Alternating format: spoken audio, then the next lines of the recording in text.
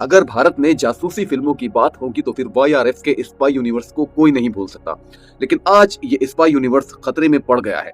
धुरंधर के आने के बाद जासूसी फिल्मों की कहानी और जासूसी फिल्मों की थीम बिल्कुल बदल गई है। अब जो फिल्में बनेंगी वो धुरंधर के ऊपर बेस्ड होकर बनेंगी। इससे पहले स्पाई यूनिवर्स की कई सारी फिल्में फ्लॉप हो चुकी हैं। तो दोस्तों, आगे क्या होने वाला है, आज बहुत बड़े अपडेट्स में लेकर आपके लिए आया हूं और आप इस वीडियो को पूरा देखिए।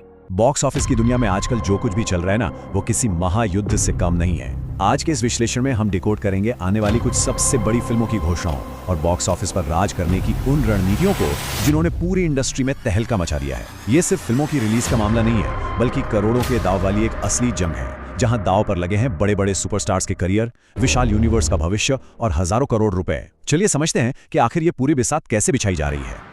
इस पूरे बैटलफील्ड को समझने के लिए हमारा प्लान एकदम क्लियर है।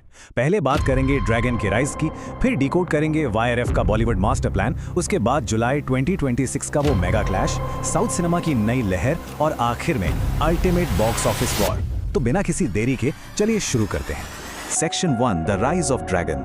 मॉन्स्टर यूनिवर्स की तरफ से आ रहा 400 करोड़ का ये विशाल प्रोजेक्ट, जहां प्रशांत नील और जूनियर एनटीआर एक बहुत बड़े सिनेमाई इवेंट की तैयारी कर रहे हैं। जरा सोच कर देखिए, 4 मिनट और 35 सेकंड किसी भी फिल्म के टीजर के लिए ये कोई आम नंबर तो बिल्कुल नहीं है ना?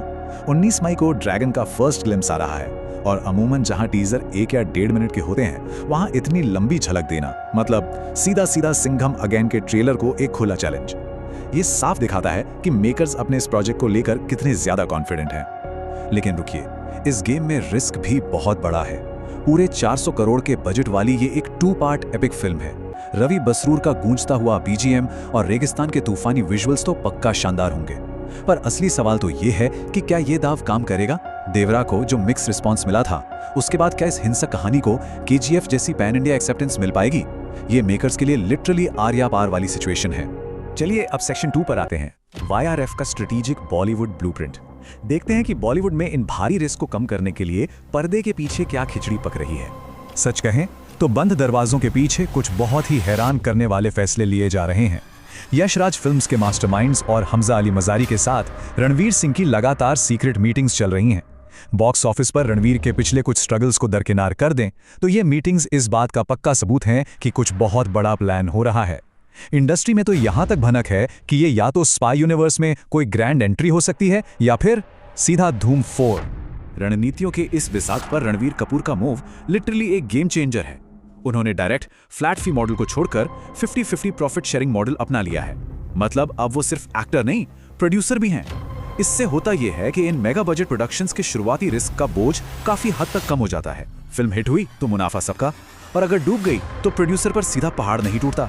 आज के टाइम में जब बॉक्स ऑफिस की कोई गारंटी नहीं है, ये एक बेहद स्मार्ट बिजनेस मूव है। और इसी बीच ऋतिक रोशन भी अपने पत्ते बहुत सोच समझ के चल रहे हैं। ऑनलाइन जो ट्रोलिंग चल रही थी ना कि वो अपने पीक इयर्स वेस्ट कर रहे हैं, उसका करारा जवाब देने के लिए एकदम सॉलिड लाइनअप तैयार है।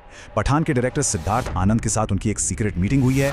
ऊपर से पुष्पा के डायरेक्टर सुकुमार और होमले फिल्म से बड़े बड़े ऑफर्स हैं। इसके अलावा अल्फा में उनका कैमियो तो है ही, और अपने पिता के साथ एक सरप्राइज प्रोजेक्ट भी लाइन में है। देखा जाए तो पैन इंडिया जंप मारने से पहले वो अपने हिंदी सिनेमा के बेस को एकदम बुलेट प्रूफ कर लेना चाहते हैं। Section 3, the July 2026 mega clash. आइए सीधे रिलीज कैलेंडर पर नजर डालते हैं कि कैसे ये सारी रणनीतियां जुलाई 2026 में एक लॉजिस्टिक नाइटमेयर बनने वाली हैं। रिलीज डेट्स का ये कैलेंडर किसी अफरा तफरी से कम नहीं लग रहा। देखिए, पहले हफ्ते में कॉकटेल 2 और वेलकम 3 ने जैसे तैसे अपनी जगह बनाई, लेकिन ठीक दूसरे हफ्ते में वाईआरएफ की अल्फा इस सिकुड़ी हुई रिलीज विंडो में बुरी तरह सैंडविच हो गई है। और असली टेंशन तो तीसरे हफ्ते में शुरू होती है जब धमाल 4 रिलीज के लिए तैयार हो जाएगी। मतलब अल्फा के लिए थिएटर्स के दरवाजे लगभग बंद। ये एक ऐसा खतरनाक ट्रैप है जहां कोई भी बड़ी फिल्म दम तोड़ सकती है। और यही वो हाई टेंशन सिनेरियो है जो किसी भी प्रोड्यूसर की नींद उड़ा सकता है।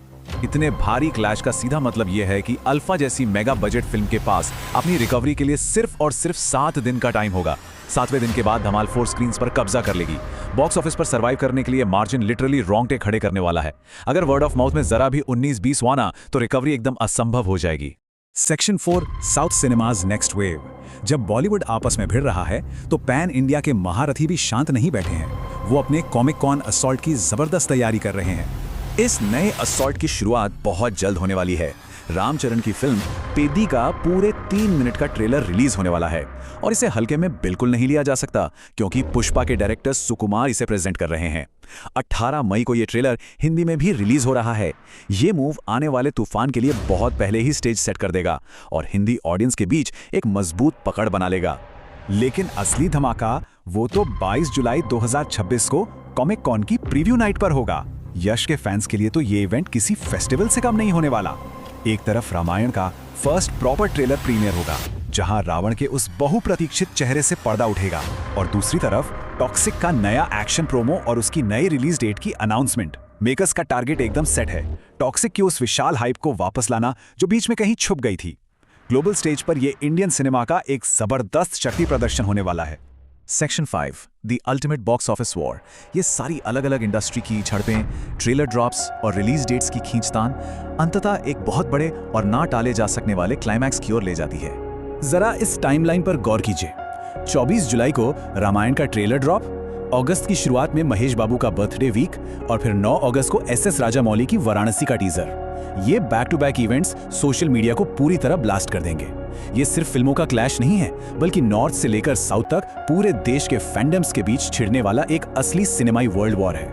हर फैन बेस अपनी फिल्म को नंबर 1 बनाने के लिए पूरी ताकत झोंक देगा। और इस पूरे सिनारियो को जो चीज सबसे ज्यादा खौफनाक और रोमांचक बनाती है वो है इसके नंबर्स। एक तरफ 4000 करोड़ का विशाल सिनेमैटिक यूनिवर्स बजट है और दूसरी तरफ 100 करोड़ के तुरंत वाले खर्चे। फाइनेंस की ये बेतहाशा आंकड़े इस पूरी सिचुएशन को सिर्फ एक कंपटीशन से बहुत आगे ले जाते हैं। ये अब सिनेमाई साम्राज्यों के बीच की एक निर्मम जंग बन चुकी है। यहाँ एक भी गलत कदम और कोई भी बड़ा स्टूडियो सालों पीछे जा सकता है। तो इन सारी रणनीतियों को एक साथ रखकर देखिए। लगातार बदलती रिलीज डेट्स, आसमान छूते बजट और रिस्क कम करने के लिए वो 50-50 प्रॉफिट शेयरिंग वाले पैंतरे। बड़ा सवाल यह है कि जब बॉक्स ऑफिस पर छाई ये सारी धूल छटेगी तो आखिरकार कौन सा यूनिवर्स डोमिनेट करेगा, कौन विजेता बनकर उभरेगा और कौन इस भारी क्लैश का शिकार हो जाएगा। आज के इस विश्लेषण में बस इतना ही, लेकिन बॉक्स ऑफिस का ये ऐतिहासिक युद्ध सिनेमा के भविष्य को किस ओर ले जाएगा, ये सच में सोचने वाली बात है।